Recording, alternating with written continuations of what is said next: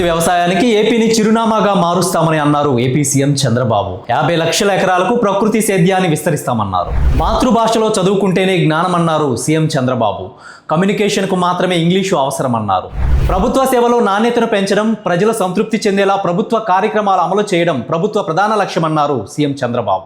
Revenue, ఆసుపత్రి సేవలు, దేవాలయాలు, మున్సిపల్ శాఖల సేవలపై ఉంచిన నివేదికలను పరిశీలించారు సీఎం చంద్రబాబు. కింది స్థాయి ఉద్యోగులకు ఒక కౌన్సిలింగ్ ఇవ్వడం ద్వారా సేవలను మెరుగుపరచాలని ఉన్నతాధికారులకు సూచించారు. పార్టీ కోసం కష్టపడే వారందరికీ పదవులు వస్తాయని పార్టీ శ్రేణులకు భరోసా ఇచ్చారు మంత్రి లోకేష్.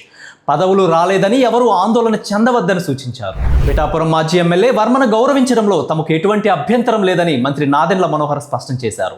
వర్మ చాలా సీనియర్ రాజకీయవేత్త అని, ఆయన విషయంలో ఆయన పార్టీ నిర్ణయం తీసుకుంటుందని అన్నారు. రాష్ట్రంలో కూటమి ప్రభుత్వం వచ్చాక సాగునీటి పరుగులు తీస్తున్నాయని జలవనరుల శాఖ మంత్రి నిమ్మల రామానాయుడు తెలిపారు. ఏడాది జూన్ నాటికి ఉత్తరాంధ్రకు సాగునీటిని అందించే లక్ష్యంతో పోలవరం ఎడమ కాలువ పనులు త్వరితగతిన జరుగుతున్నాయని వెల్లడించారు నిమ్మల. రాజధాని పరిధిలో భూముల కేటాయింపు కోసం దరఖాస్తు చేసుకున్న వారిలో 31 మందికి కేటాయిస్తామని మున్సిపల్ శాఖ మంత్రి నారాయణ అన్నారు.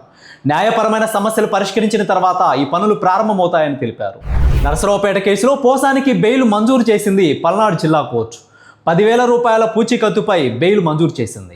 సత్యం రాజేష్ ప్రధాన పాత్రలో శ్రవణ్, కాలకేయ, ప్రభాకర్ కీలకమైన పాత్రలో నటిస్తున్న సినిమా పాడేరు 12వ మైలు. ఈ మధ్యనే విడుదలైన టీజర్కు మంచి రెస్పాన్స్ వస్తుందని ప్రేక్షకులకు ధన్యవాదాలు తెలిపారు మేకర్స్.